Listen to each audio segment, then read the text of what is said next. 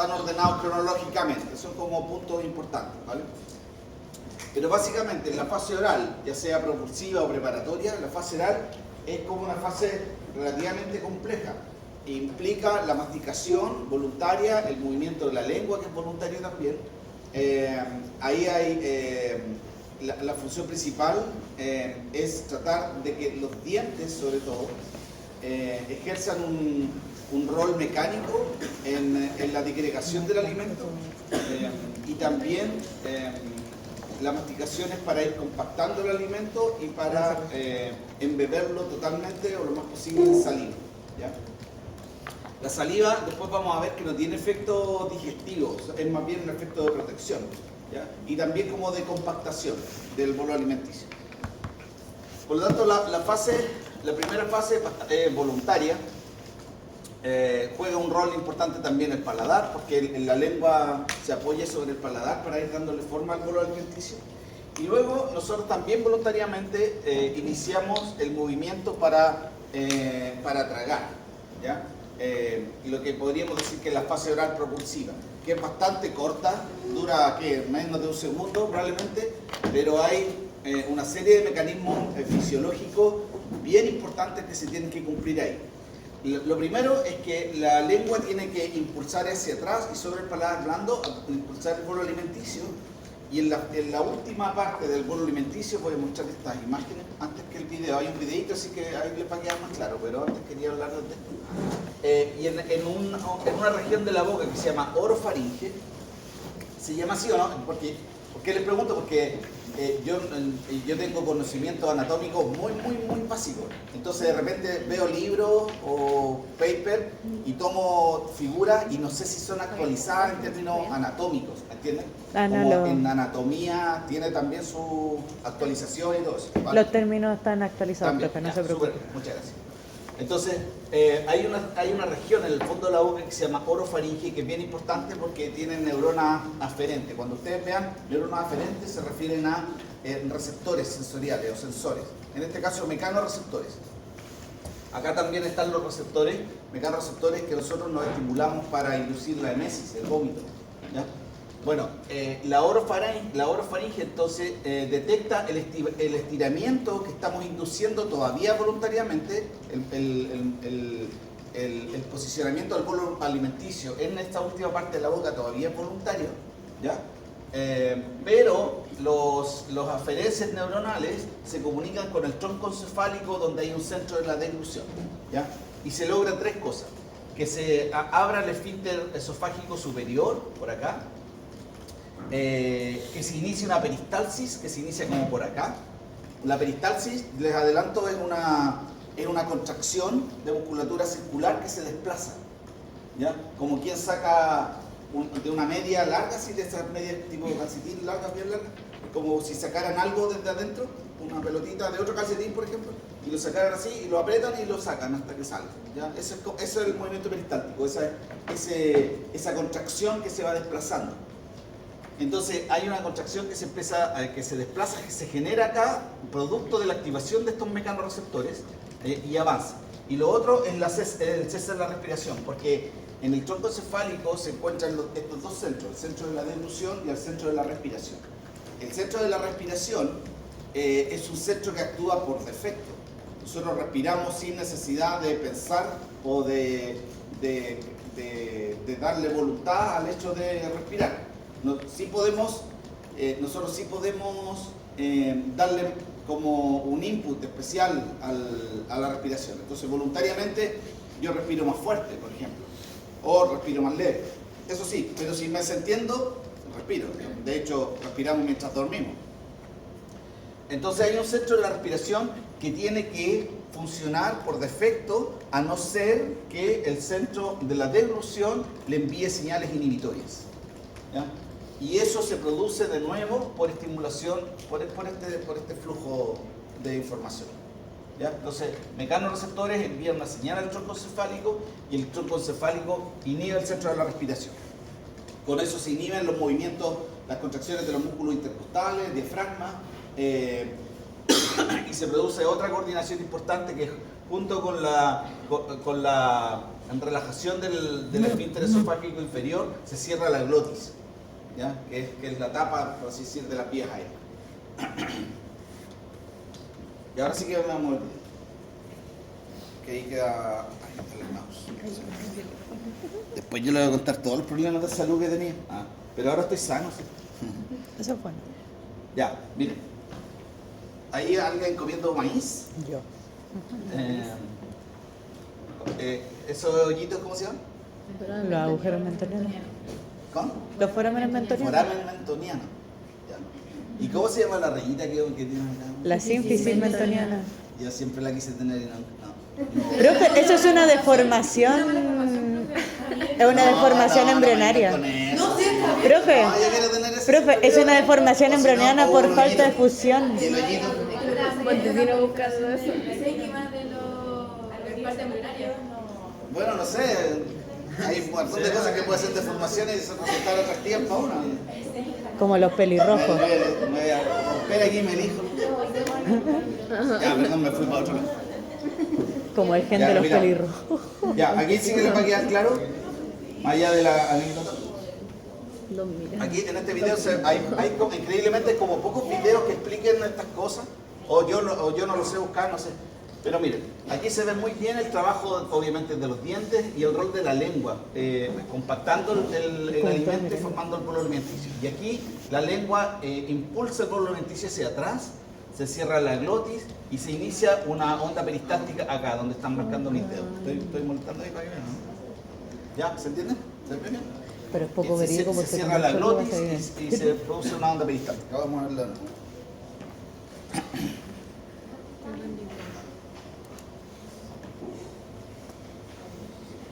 Ay, esto es todo voluntario. Voy a usar esto para no molestar a nadie. Los dientes ahí triturando, compactando, la lengua formando el bolo alimenticio, el paladar ahí importante también. La lengua propulsa hacia atrás. Todo eso es voluntario. Aquí ya empieza a ser involuntario. Y ahí está la onda peristáltica y se cierra la glotis. La onda peristáltica que avanza es el esófago. ¿Ya? Entonces, obviamente no está acá, pero hay una coordinación, como decía, con el centro de la respiración para evitar que haya como lucha de que tengo que tragar y tengo que respirar al mismo tiempo. Tengo que tragar y tengo que mantener la glotis abierta. ¿Ya? Esa como contradicción se tiene que reducir. De hecho, una falla en esa coordinación es lo que ocurre cuando hay atragantamiento así severo, ¿ya? Que se rescatan con el movimiento de... La maniobra Herlitz. Sí, Hering. No. Herlitz. Bueno, siempre se me olvida la vida. Mentira, no existe Herlitz, ese era el nombre de compañero. ¿Ustedes le enseñan esas cosas de primer auxilio o no? Todavía no. Si es No que lo nos lo debería- enseñan, podría. Debiera haber un vida. curso para para toda la gente en realidad. ¿Obligatorio, El dice mundo usted? mundial, sí. Un curso de un semestre, el cuarto medio, el tercero medio, de aplicar todas esas técnicas. O sea, siempre van como a los colegios a hacer así como... Pero pero como no son obligatorios, la gente no se lo aprende y están como más que nada hueveando, no sé cómo... Si a alguno de ustedes después les toca Hay un lectivo asumir de roles formación. en el nivel de Pero toma de decisiones, sí, Eso es lo que dice el profe. en términos de salud, de educación en salud, pónganle el tema de un curso de primer auxilio, un semestre. Para Pero obligatorio, para dice usted. Obligatorio, seguro. Ya. Bueno, esto es el esquema de lo mismo. Refuerza un poquito lo... Ahora, la motilidad esofágica es bastante simple porque se refiere casi exclusivamente al movimiento peristáltico estereotípico. ¿Ya? Quizás es la única parte del sistema digestivo en donde el movimiento peristáltico se dan así solito, solo el movimiento peristáltico. Nuevamente video, voy a cambiar el mouse para acá mejor. Están buenos los videos. Están chistosos. Ya, acá tenemos con la pared del esófago, el movimiento peristáltico no se da solo en el esófago. Lo que estoy diciendo es que en el esófago está muy claro, es casi el único movimiento que existe en el esófago. Y todo se inicia con el bolo alimenticio, que ya lo tragamos, está en el esófago, y el volumen que ocupa el bolo alimenticio presiona las paredes de la mucosa y activa mecanorreceptores ahí, ¿vale? Después vamos a ver detalles de eso. Y con eso, ¿qué se logra? Que exista una contracción que se produce autónomamente o automáticamente sobre el bolo alimenticio y una relajación de la musculatura bajo el bolo alimenticio. Y eso se va, como el mismo bolo alimenticio se va desplazando, esa misma detección de volumen se va desplazando también.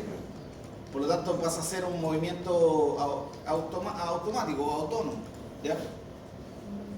Eso es lo que pasa. Este mismo movimiento peristáltico es el que impulsa, por ejemplo, los espermatozoides desde los testículos a través del epidismo, por ejemplo, ¿ya?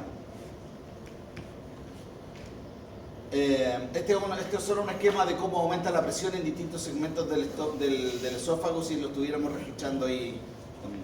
¿Ya? ¿Está claro eso?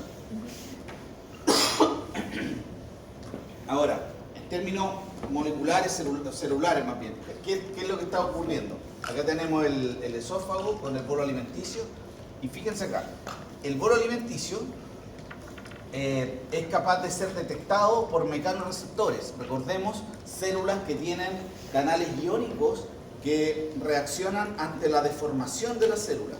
Y eso genera una estimulación de la célula mecanorreceptora que se encuentra en la mucosa, en la parte de la mucosa, y que se comunica con células, con neuronas que están en el plexo mientérico, ¿ya? Y esas neuronas son de dos tipos: neuronas que tienen axones anterogrados, o sea que van como hacia arriba del axón, y axones que son, retrógrados y anterógrados, ¿vale? O sea, axones que van como hacia arriba y hacia abajo, ¿vale? Los axones que van en forma retrógrada activan a neuronas que se les llama neuronas efectoras. Son neuronas más cortitas y que esas son las que se comunican con las células, con las capas musculares, células musculares circulares, ¿vale? Principalmente circulares. Libera sustancia P y acetilcolina y eso activa la contracción o contrae a las células musculares lisas y produce la contracción sobre el bolo alimenticio. ¿Ok? Ahora, esta misma detección de deformación de la mucosa es capaz de estimular a neuronas que se encuentran bajo el bolo alimenticio. Ahora se liberan neurotransmisores que inhiben la contracción, ¿ya? Óxido nítrico, péptido inhibidor vasoactivo y ATP. Ahí me faltó la P, ATP. O sea, le faltó el libro, ¿vale? Por lo tanto, eso se produce una inhibición o al menos una falta de contracción, ¿ya? A veces esto es un poquito polémico decir relajación, pero hay una no contracción, ¿vale? Profe, ¿qué es lo que hace que se inhiba la contracción? La liberación de estos neurotransmisores, óxido nítrico, BIP, péptido inhibidor vasoactivo y ATP. ¿Ya? Entonces, como eso implica que el bolo alimenticio se va desplazando por la contracción sobre él, este esquema se reproduce en cada milímetro. Acá, luego acá, luego acá, luego acá, luego acá. ¿Vale? En cada milímetro va a ser produciendo. Por lo tanto, el avance se va produciendo en forma continua. ¿Ok? Profe, pero entonces en esa parte donde dice relajación, ¿realmente sí se relaja la zona bajo el bolo alimenticio? Porque usted dice no contracción, pero hay como lo que pasa es que, se liberan. Lo que pasa es que es un poquito polémico, no debería haberlo mencionado. Lo que pasa es que la relajación no es activa. Claro. No es un fenómeno activo. La contracción es un fenómeno activo. Ya, pero Sí, entiendo. es una discusión un poco bizantina. Como que mi pregunta es porque dice ahí que se da por esos tres, ¿cómo se dice? Neurotransmisores. Neurotransmisores. Claro, que inhiben una contracción. Ya, entiendo. Que inhiben una contracción. Pero al final eso podría ser como lo activo de ese mecanismo, o es algo que está presente en todo el tracto. Sí, puede ser, es un buen punto. En el fondo, si hay liberación de neurotransmisor, ya hay un proceso activo. No lo había pensado de esa forma, es interesante eso. ¿Ya? Pero se entiende la idea, ¿verdad? Entonces, sobre el bolo alimenticio y en forma autónoma, este sistema de neuronas y de sensores y de efectores produce una contracción y bajo el bolo alimenticio podemos decir que produce una relajación, ¿vale? Y eso implica el avance continuo del bolo alimenticio. Ojo que el esquema que yo creo que le escribí en la primera clase, ¿ya? Estímulo, volumen del bolo alimenticio, sensor, mecanorreceptores, centro integrador, plexo mientérico, y efector, como efector podemos considerar a estas neuronas y a la musculatura, ¿ya? El efector. Y la respuesta o efecto final es contracción, y acá abajo relajación. ¿Está bien? Entonces, en cada punto del sistema digestivo se están manteniendo este esquema de estímulos, sensores, etc. ¿Vale? A veces muy esquemático como esto, otras veces un poquito más difuso, pero siempre se puede sacar esa conclusión. Esto es bueno, ustedes lo leen. Igual que este gráfico, también lo dejo de tarea, pero este es el esquema del esófago, por donde va pasando el bolo alimenticio, y este es un gráfico en donde se esquematiza el grosor, está en inglés, el grosor de la pared del esófago, en rosado intenso la presión que se genera o la tensión que se genera, y en naranjo ocre pálido, marengo, la distensión de cuánto está distendido el tejido, ¿vale? Así que ahí ustedes pueden... MCSA es el grosor de la pared. Sí, el grosor de la pared.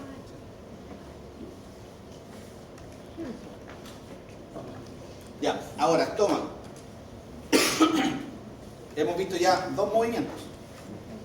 El movimiento de masticación, complejo, voluntario, involuntario. El movimiento del esófago, peristaltismo así típico. Y el estómago se basa en los mismos movimientos, pero el movimiento peristáltico era un poquito más complejo. Las funciones del estómago, solo para recordar, es almacenar alimentos, iniciar la digestión de proteínas y de lípidos, me faltó escribir, destruir bacterias, conformar el quimo. Las partes del estómago son el cardia, fondo, cuerpo, la región pilórica, ustedes también se lo saben. Solo resaltar el píloro.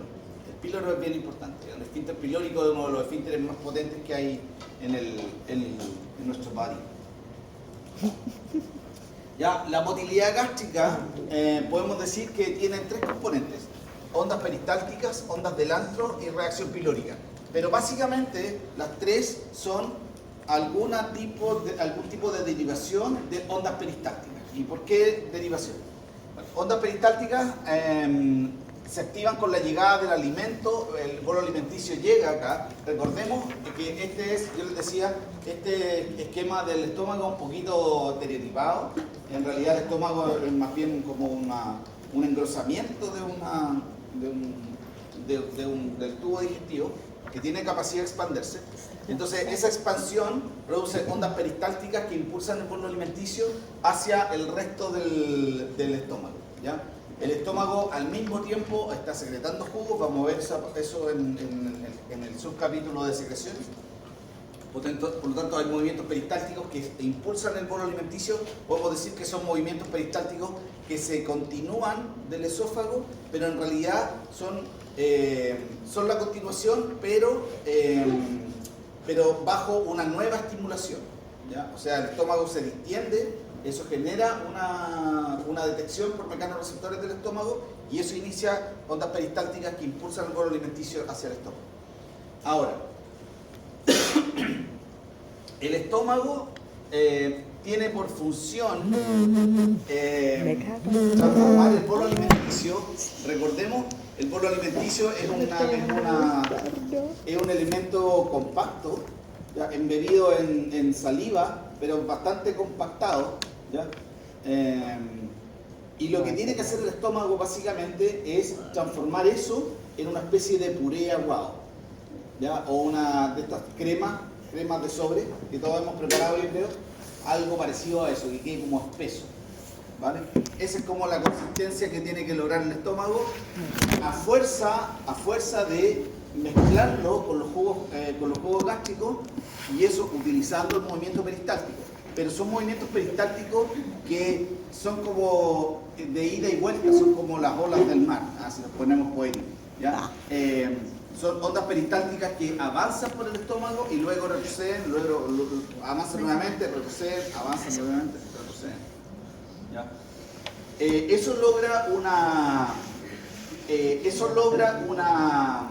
una mayor expresión cerca del píloro, ya que se genera una onda peristáltica que incluso algunos autores lo llaman la bomba pilórica.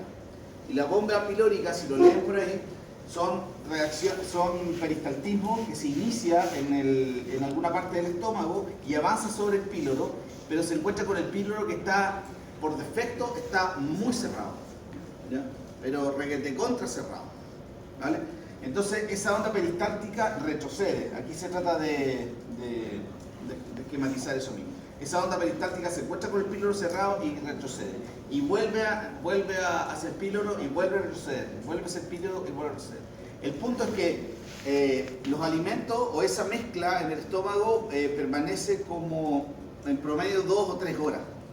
Pero al cabo de esa, o sea, al transcurrir ese tiempo, esas ondas peristálticas se van haciendo más potentes. Sobre todo por la producción de gastrina, que es una hormona que potencia eso. Y llega a un punto tal en que las contracciones peristálticas del estómago sobre el píloro son tan grandes que el píloro vence su resistencia y deja pasar este contenido licuado que alcanzamos a tener en el estómago, ¿vale? Y se producen eyecciones de material de quimo, ya se puede decir que es quimo, hacia el duodeno. Se producen 3 eyecciones por minuto. Eso tiene que ver por la fase, ondas lentas del estómago, que son 3 por minuto, y cada eyección es como de 5 medios. En cuanto entonces a los factores que producen el vaciamiento gástrico, tenemos factores que son gástricos y duodenales. Acá los gástricos pueden ser neuronales, vía reflejo, u hormonales. Y los duodenales también, neuronales, vía reflejo u hormonales, ¿ya? Los gástricos son, el principal factor es la distensión de la pared gástrica o la actividad de la bomba pilórica. Eso es lo que principalmente gatilla el vaciamiento gástrico. Porque, como explicaba, la bomba pilórica puede llegar a aplicar tal fuerza sobre el píloro que esta onda peristáltica que vence la resistencia del píloro y deja pasar contenido. Lo único que potencia eso es la secreción de gastrina en el propio estómago. Por eso es un factor hormonal gástrico que va activando lentamente pero consistentemente la fuerza de la bomba pilórica, o sea, la fuerza que tiene la musculatura lisa de generar peristalsis cada vez más potente, ¿vale? El resto son casi solo inhibiciones, ¿ya?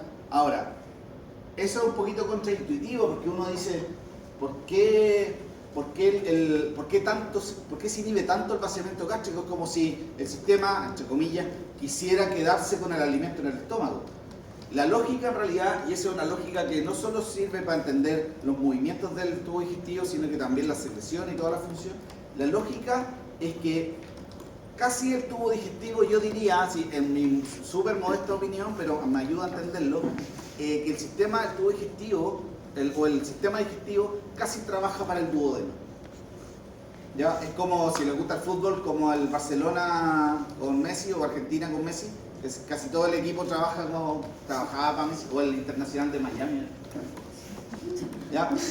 El duodeno es la estrella de esto y es lo que tiene que trabajar bien. Por lo tanto se tiene que cuidar el duodeno tiene que trabajar bien, el duodeno no se tiene que apurar, nadie lo puede apurar. Entonces siente el duodeno, lo voy a dibujar así, conectado con el estómago.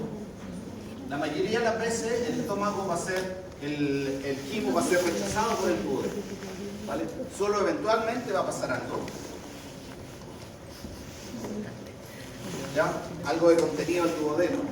Y el duodeno lo primero que hace Lo primero que hace este ingrado, lo primero que hace es que el duodeno, cuando se distiende un poco su pared por efecto del quimo que está pasando, le envía una señal inhibitoria al estómago para que ralentice, enlentezca sus contracciones peristálticas. ¿Ya? Una señal retrograda. También detecta osmolaridad, ahí está todo explicado, detecta pH, detecta algunos aminoácidos, todas esas son detecciones químicas y esas todas repercuten en que el estómago ralentice su actividad, ¿ya? Sobre todo la actividad mecánica de contracción, para enlentecer el vaciamiento del estómago hacia el duodeno. Entonces, el duodeno tienen que entenderlo ustedes como, también lo explico a veces así, como una especie de la cocina de un restaurante muy muy sofisticado que hace platos así como súper ricos, ¿ya? Pero que nadie los apura. Entonces los platos tienen que quedar bien hechos. Y si llegan órdenes, no se apura el duodeno. ¿Ya? Saca sus platos, lo tiene listo, lo saca, tomamos otra orden, tranquilamente, la hacemos, otra orden, listo, se puede estar acumulando, pero el duodeno no se va a apurar tanto. ¿Está bien? ¿Se entiende? Entonces, así se entienden todos estos puntos. La presencia de grasa inhibe la peristalsis. A todos nos ha pasado que comemos algo un poquito grasoso y nos queda el estómago un poquito pesado, ¿sí o no? ¿Ha pasado? Bueno, es por la grasa, se inhibe la peristalsis. La secretina, que es una hormona del estómago, inhibe el vaciamiento gástrico. El péptido inhibidor gástrico inhibe el vaciamiento también. Factores duodenales vía neuronal. ¿Ya? La distensión del duodeno, como yo les explicaba, la distensión mecánica envía una señal por vía reflejo para disminuir la peristalsis del estómago. La acidez también, quimiodirectores, es una señal para enlentecer la peristalsis. El grado de molaridad también, y la presencia de degradación de proteínas y de grasa. ¿Ya? Todas esas son detecciones químicas que se traducen en una neurona, ¿ya? que va hacia el estómago. Y el factor hormonal principal, no el único, pero el principal, es la colcitoquinina. Esta es una hormona duodenal que se libera por acción también, de nuevo, de la detección de ciertos aminoácidos.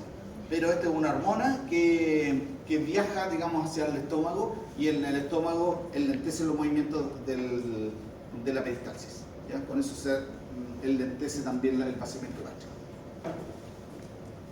¿Está bien? Vómito, emesis, vómito. Ya, ese es el estómago, ¿vale? Vómito. ¿Todos han vomitado acá? ¿Hay alguien que no haya vomitado nunca en su vida? Desde que tiene... ¿Nunca ha vomitado, estimado?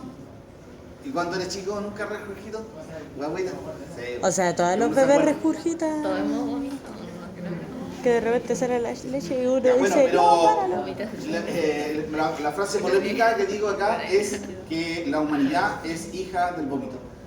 Esa es mi teoría. A veces a mí me ha dado por leer libros de antropología, como del origen del hombre y todo eso. No sé si a alguien más le interesa, pero a veces salen artículos, trato de leer y libros y todo eso. Y parece que hay bastante coincidencia entre los antropólogos en que hubo un momento en que el Homo sapiens eran unos cuantos miles. Éramos muy poquitos en el planeta. Y estuvimos, obviamente, a punto de la extinción.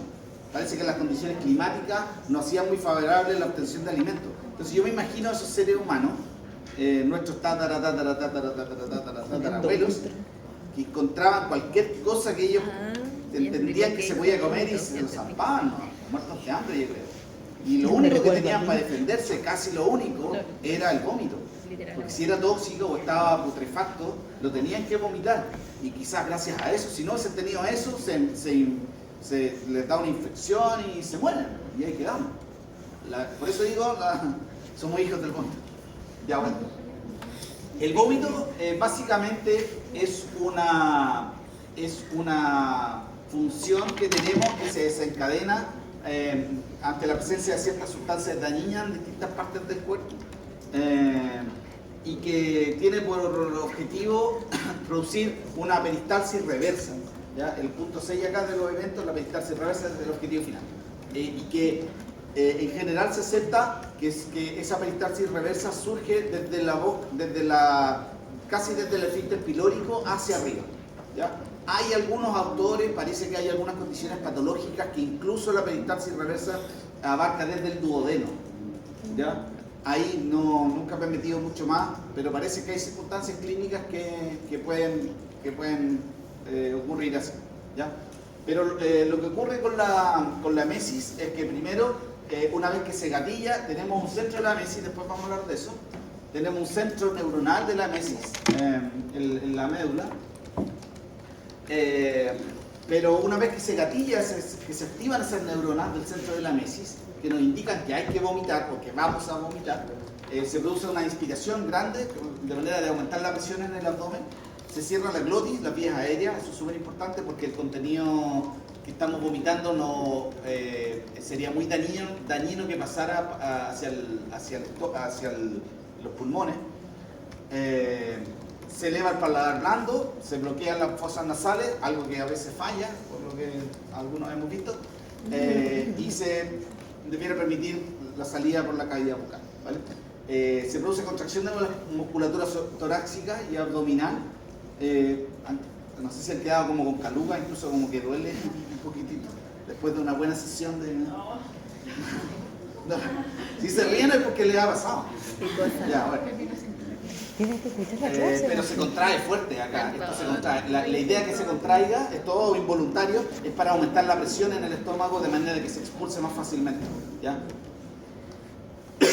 Y obviamente se relaja el esfínter esofágico inferior y superior.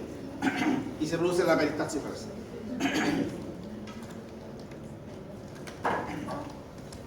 ¿Cuándo fue la última vez que oí eso? Podría ser ahora, si es que quiere hacer una demostración. No. ¿Se imaginan? Voy a demostrar. Ya. El centro de la mesis. La sacadísima. El centro de la mesis es un grupo de neuronas que se encuentra en la médula, cerca del tronco, ¿ya? Y que detecta distintos eventos, no solo provenientes del sistema digestivo. Lo que nos compete a nosotros es la presencia de sustancias tóxicas en el estómago o que desde el estómago han pasado a la sangre, ¿ya? Eso es un poquito lo que nos compete en términos del sistema digestivo. Pero ya que estamos hablando de la mesis, bueno, esas sustancias pueden ser toxinas virales, toxinas bacterianas, radiación, algunas otras tóxicos. En la sangre pueden haber distintas drogas o distintos fármacos. Ojo con algunos fármacos porque tienen como efecto secundario producir vómito, ¿ya? Y ahí de nuevo les cuento una experiencia personal. A mí, yo fui al médico por una razón, una tontera, nada que ver con el estómago ni nada, y me dieron un medicamento y de la nada empecé a vomitar y claro, yo no sabía por qué, yo pensaba que me estaba enfermando de otra cosa, entonces chuta, como mal, ¿no? Y la cosa es que leo el prospecto, claro, efecto secundario, mesis. Entonces, igual me asusté, pero hubiera sido bueno que me hubieran advertido. Entonces, ojo cuando ustedes, si es que recetan muchos medicamentos, denle un ojo a si el medicamento tiene efecto emético, ¿ya? Que algunas personas pueden ser sensibles a eso. Pero gracias a esto podemos explicar algunas otras cosas. Por ejemplo, el oído interno, cuando hay contradicciones en la posición de la cabeza con respecto al cuerpo y a lo que estamos viendo de nuestro entorno, puede generar como una especie de cortocircuito que va al cerebelo y eso se comunica con el centro emético y vomitamos cuando estamos en un bus o en un avión o en un auto o en el Tagadán. Eso puede pasar también con la curva. Eso es lo que ocurre cuando en el fondo lo que tiene que pasar es que en todo momento nosotros estamos haciendo coincidir la información del oído interno que maneja la posición de nuestra cabeza, de la propriocepción, de la propriocepción que tiene que coincidir y de nuestros ojos, que tiene que coincidir lo que estamos viendo, ¿ya? Entonces, si hay discrepancias, contradicciones en eso, en el centro emético se nos produce una especie de cortocircuito y aquí dice, no, algo anda mal y lo quitamos, ¿ya? Para los que se marean, hay gente que se marea fácil en buses o en autos. Cuando ¿Sí? era niña. Bueno, el truco. Todas las veces llevaba Si no tienen pastillitas, Movi Plus, si no tienen Movi Plus, si no tienen Movi Plus, si estoy en, por ejemplo, lo más fácil es un avión o un bus. Si estoy acá, ya, y estoy acá sentado, y puedo mirar como hacia allá, me fijo, pero ahí tengo que parecer autómata, me fijo la mirada en un Autista, pensé que punto iba a decir. muy lejano, dentro del bus o del avión, ¿ya? Pero así, pero fijo, de manera que en todo momento se esté coordinando lo que estoy viendo con la posición de la cabeza, ¿ya? Y con eso se aliviana mucho El mareo. el mareo, sí. Por eso te dicen también que cuando a uno le da mareo en la micro, que no se siente en la no. ventana, sino que se siente en el pasillo.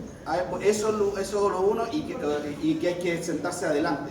Porque la otra técnica que también sirve es mirar un punto que esté fuera, pero lejos. Entonces voy en un bus y miro una montaña que esté, entonces voy avanzando y voy mirando la montaña, el bus cambia un poquito de posición y sigo mirando la montaña. Ya no me tengo de pie. Y después, bueno, cambio ya de foco. A mí me sirve la acuática. Trucos. Muy trivial. para engañar al cerebro. Hacks, profe. Ya, MS. No me acuerdo si te dije. Ahora, intestino delgado. El intestino delgado tiene, podemos analizar tres tipos de movimientos. Movimientos de segmentación, ondas peristálticas, bien parecidas a las que vimos en el esófago, y el vaciamiento. ¿Cómo se produce el vaciamiento? ¿Ya? Los movimientos de segmentación son quizás los más característicos del intestino delgado, y son movimientos de contracción de musculatura lisa, circular, pero son movimientos aleatorios, no como el movimiento peristáltico que tiene una secuencia, ¿ya? Sino que estos son movimientos aleatorios, se contraen distintos segmentos aleatoriamente, ¿vale? Y eso genera básicamente la ventaja de mezclar el quimo con los jugos pancreáticos que tienen que existir en el duodeno, ¿ok? Neutraliza también el quimo, ¿ya? Son movimientos de mezcla. Se producen 12 ondas por minuto, ¿ya? De acuerdo a que las ondas lentas características de esta parte del tubo digestivo es de 12 ondas por minuto. Profe, ¿era mezclar el quimo con el qué cosa? Jugo pancreático.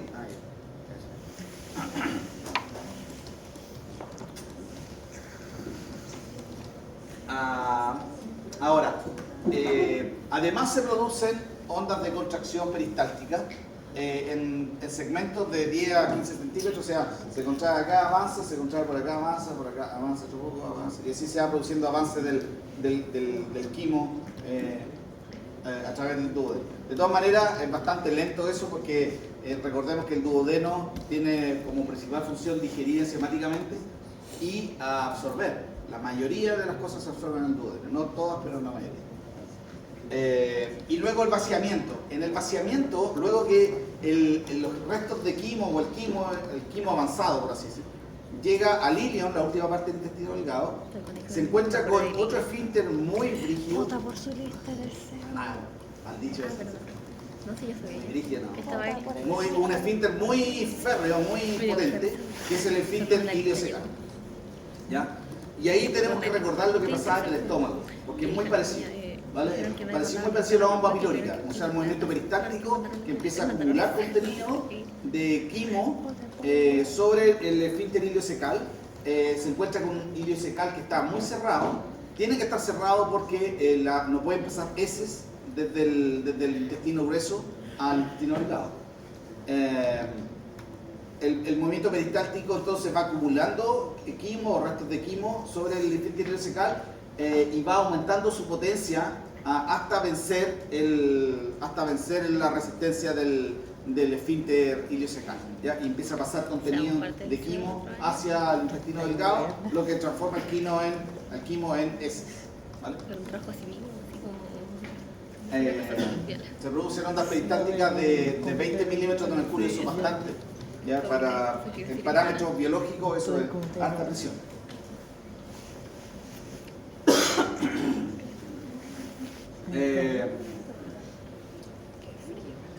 Eso ya lo vi.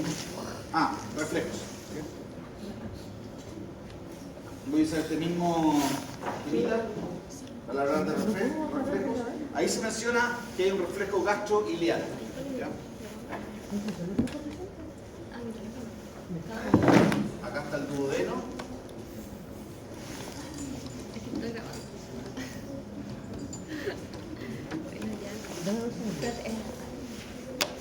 ¿Ya? Y ahí empieza el tubo digestivo, ¿se entiende, no? Entonces, el reflejo gastroileal significa que si el estómago si está en movimiento, tiene actividad motora, motriz o peristáltica, obviamente por presencia de alimento, eso influye en que aumenta la actividad peristáltica de la última parte del intestino delgado. ¿Ya? Por lo tanto, aumenta la presión sobre el esfínter ileocecal y favorece el tránsito hacia el intestino grueso. ¿Está bien? Es el reflejo gastroileal. El iliogástrico es casi todo lo contrario, pero aquí vamos a entender por qué. El iliogástrico es el movimiento peristáltico que se produce en el ilio, repercute positivamente en la actividad eléctrica, en la actividad motora o motriz o de contracción del estómago. ¿Ya? Entonces, como estos reflejos son bastante importantes porque van produciendo como el avance en forma coordinada. ¿Ya? Evita que se produzcan atoros, atascamientos de contenido. ¿Vale? Entonces, lo que ocurre en el estómago influye en lo que ocurre en el ilion, lo que ocurre en el ilion influye sobre lo que ocurre en el estómago. ¿Vale? Se va produciendo como un avance ya, coordinado retrógradamente. ¿Ya? ¿Qué versión? ¿Ya? Ahora. El reflejo gastrointestinal es parecido. Entonces, el reflejo gastrointestinal es lo que ocurre, la presencia de alimentos en el estómago incrementa la motilidad del intestino en general. El reflejo intestinal es la presencia de quimo en el intestino, aumenta la motilidad intestinal. ¿Vale? El reflejo gastroileal, ya hablamos de él. Y el sistema parasimpático también influye, ¿vale? Aumentando la estimulación parasimpática se estimula la motilidad intestinal. ¿Ya? Hay un reflejo enterantérico, que es la sobredistensión de una parte del intestino, produce relajación de todo el resto. Es como una especie de, o tiene la ventaja de ser como una defensa contra atascamientos. Ok, también existen los complejos migratorios motores. Los complejos migratorios, disculpen que no tenga un mejor esquema, a veces hay creatividad limitada, así que hay puntos. ¿Ya? Pero igual tiene su parte chistosa en los complejos migratorios motores. A todos nos ha pasado de que estamos sobre todo como en silencio, a veces en una situación un poquito incómoda, con nuestro nuevo suegro o algo así. Y nos suena la guatita así como, ay, tiene hambre, o algo así, y nos empiezan lo vean con uno, lo columpian un poquito, ¿a todos nos ha pasado? Bueno. Esos movimientos probablemente son movimientos complejos migratorios motores. Son así como las ondas lentas son como una especie de timer intrínseco que está en el sistema, en las paredes del tubo digestivo. Existe un timer que es un poquito más largo en actividad. Y es que en periodos interdigestivos se gatillan movimientos peristálticos que recorren ciertos trechos del estómago y del intestino, sobre todo del intestino. ¿Vale? ¿Cuál es la ventaja de eso? Que los restos de quimo se van como avanzando. Siempre queda un restito por ahí, luego se avanza. ¿Ya?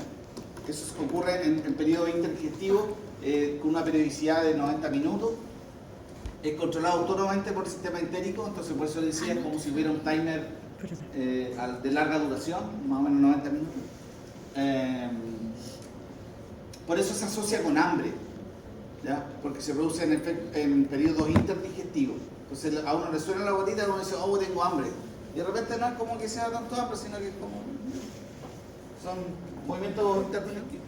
Ya saben qué responder. Yo sí lo tenía. Ante el columpeamiento. Puedes poner filtrar grupo. Porque me sale Ya, intestino grueso. Intestino grueso es, bueno, sobre todo está adquiriendo cada vez más importancia la microbiota intestinal. No sé si han hablado de eso en microbiología. No hemos tenido todavía. ¿No han tenido todavía? No, Bueno, el próximo ojo semestre. con eso.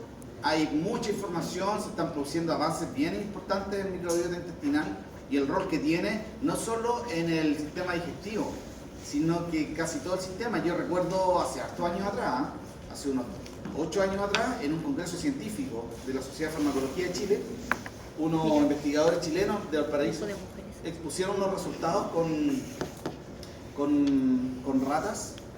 No era lo de la vitamina C, ¿o sí? No. Con ratas que tenían, ratas especiales que tienen muy bien determinado el tipo de microbiota que tienen. ¿Vale? Entonces las separaban en grupos. Con unas ratas con microbiota normal y otras ratas con distintos tipos de microbiota que los investigadores le estaban imponiendo a la ratita. ¿Ya? Y increíblemente, ¿saben lo que hacían? Hacían experimentos de comportamiento, pero relacionados con memoria y aprendizaje. Entonces las ratas con microbiota normal tenían estas capacidades de aprendizaje y las ratas con determinadas cepas de microbiota tenían niveles de aprendizaje bastante, o sea, estadísticamente distintos y bastante distintos, mayores. Mayor capacidad de aprender y mayor capacidad de memorizar. Así que, ojo, ustedes van a ser obviamente profesionales que van a integrar equipos de salud. Ojo con todo lo que se está hablando acerca de microbiota. Yo creo que también he escuchado, no le he puesto suficiente ojo, acerca de microbiota bucal y el rol que puede cumplir también. ¿Vale? Ojo con todo ese tipo de cosas, que son cosas que un poquito nunca se han investigado tanto, pero ojo con eso. Hay unos documentales bastante buenos, no son científicos, o más o menos científicos, en Netflix y en la, no sé si les suena a ustedes el canal de YouTube de la Deutsche Welle, pero documentales, ¿no? Si les gusta ver como cosas como de calidad, no cosas que sean como un poquito mentirillas así de redes sociales. Bueno, hay un canal en YouTube que se llama DW, un canal alemán. ¿Ya? Y ahí hay un documental sobre microbiota intestinal, con casos de una persona, el caso de una persona y todo eso. O si no en Netflix también hay un documental que está bastante bueno. Palomita. Somos juntos en material. Solo aquí pongo un par de cosas. La flora intestinal favorece la producción de vitamina K y de ácido fólico. Pero hay muchas más funciones. No creo que sea necesario recordar las partes, ¿no? La motilidad intestinal grueso son de básicamente dos tipos. Son movimientos de segmentación muy parecidos a los del duodeno. ¿Por qué sacan fotos? ¿No tienen nada tiempo? ¿Por qué no? ¿Ah? ¿Disculpa? ¿Están? No. ¿Están en Unifoda? Sí. Ya. De verdad. Es que me asusté, pensé que no la habían, que algo había fallado. Lo que pasa es que le sacan fotos para escribir encima, los chicos. Ah, Por ya, eso sacan fotos. Es no que porque- se demora uno menos que ir a info de escribirle ya. Segmentación entonces son ondas de... muy parecidas a las del intestino delgado. Perdón, no se queden con la idea de que es mala onda que saquen fotos, ni un problema con que pero me generaba inseguridad, quizás no habían descargado bien o algo fallaba en eso. La segmentación entonces, muy parecido a lo que ocurre en el intestino delgado, ¿ya? Pero acá la función o la ventaja de los movimientos de segmentación acá es que se produce compactación de las heces, se van como compactando, se van formando, ¿vale? Además hay movimientos en masa o peristaltis masiva que también bien parecido a lo que ocurre en el duodeno, pero son movimientos de peristalsis que duran, se prolongan por cierto trecho y que van produciendo avances de las heces, ¿ya? Por el colon transverso y descendente. Una pregunta, ¿cómo es que ocurre que una sustancia que era prácticamente un líquido, que usted lo describió como un líquido espeso, después se transforma en algo duro o compacto, como se deshidrata? O sea, ¿hay absorción de agua? Sí, básicamente absorción de agua. Y por Sí. eso queda como... Sí, se va compactando por eso. Sí. Ah, Es básicamente absorción de agua. Porque uno piensa que como lo que bota fuera como el alimento así casi tal cual está, cuando en verdad no es tan así. Claro, se aprovecha todo el agua posible, por lo tanto se va compactando de esa forma. Claro. Incluso el intestino grueso absorbe. Por eso cuando ocurre diarrea es porque hay deshidratación. O sea, no porque absorción de lo... ocurre diarrea porque, bueno, hay distintas razones de por qué ocurre, pero finalmente es por una presión osmótica que se genera en el lumen del intestino, en el intestino grueso sobre todo. Si hay presión osmótica sale agua, porque el intestino grueso es bastante permeable en ambos sentidos al agua. El intestino grueso todavía puede absorber agua, Sí. ¿ya? Absorbe agua. Por lo tanto se producen esos fenómenos osmóticos. Por lo tanto, los movimientos en masa son movimientos peristálticos que hacen avanzar el bolo alimenticio y van llenando el colon sigmoideo y el recto. ¿Ya? Ahora, la regulación de los movimientos en masas son en términos reflejos. Hay reflejos gastrocólicos, o sea, acá.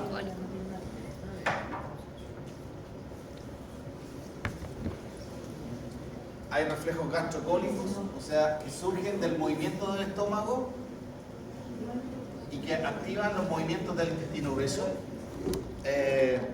También, de nuevo, recurriendo a las vivencias personales, que son un poquito como chistosas. No sé si chistosas, pero quizás a todos nos ha pasado, o a muchos de nosotros nos ha pasado, que nos sentamos a comer, empezamos a comer y nos dan ganitas de hacer del 2. También hablamos de eso en la clase pasada. A uno se lo columpian un poco también. Bueno, pero es porque, ya pueden responder ante eso, es porque los movimientos del estómago, por estar con alimento ahí, provocan por reflejo movimientos de contracción en el colon. ¿Ya? Y eso produce avance y presión sobre el recto y genera las ganitas.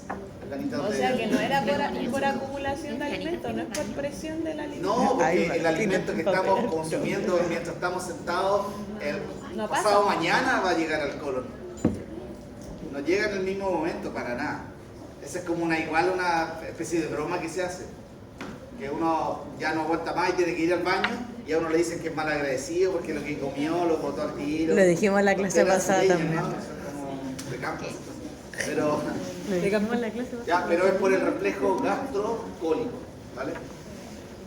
Y hay un reflejo duodenocólico que es básicamente lo mismo, pero lo que ocurre en el duodeno, sobre todo como movimientos del duodeno, favorecen las contracciones del colon. ¿Ya? Con eso, como decía, se va produciendo un avance coordinado de los distintos segmentos del tubo digestivo. No toqué más. Finalmente, la defecación. La defecación. En la defecación tenemos que, bueno, el avance peristáltico de las heces va llegando al colon sigmoideo y empieza a distender el recto. El recto tiene, para variar, tiene mecanorreceptores.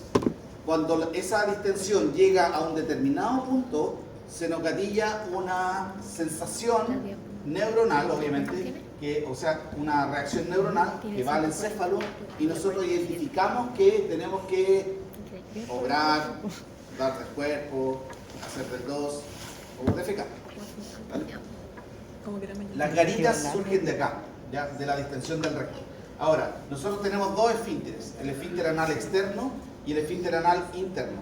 El interno es musculatura lisa, involuntaria, que está contraído por defecto, pero la distensión del recto puede hacer vencer la presión del esfínter anal interno, ¿vale? Por lo tanto, nos quedamos solo con la férrea defensa de nuestro esfínter anal externo, que es musculatura esquelética, voluntaria, pero tiene la particularidad de que es musculatura esquelética que está por defecto contraída y lo que hacemos voluntariamente es distenderla, relajarla, ¿vale?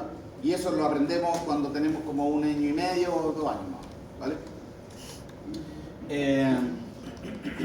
Podemos nosotros aguantar, obviamente, voluntariamente, debido a eso podemos aguantar voluntariamente la necesidad de defecar, incluso podemos inhibir la sensación, o la necesidad, ¿ya? Lo que da la impresión de que fuera, yo no he visto antecedentes científicos serios, pero da la impresión de que fuera como algo cultural bastante malo, ¿ya? Porque da la impresión de que nos acostumbráramos o nos desensibilizáramos a la sensación, ¿ya? Entonces se producen a veces como situaciones un poco críticas de constipación, ¿ya? De personas que no pueden defecar en 4, 5, 6 y increíblemente 20 días, ¿ya? Es bastante increíble.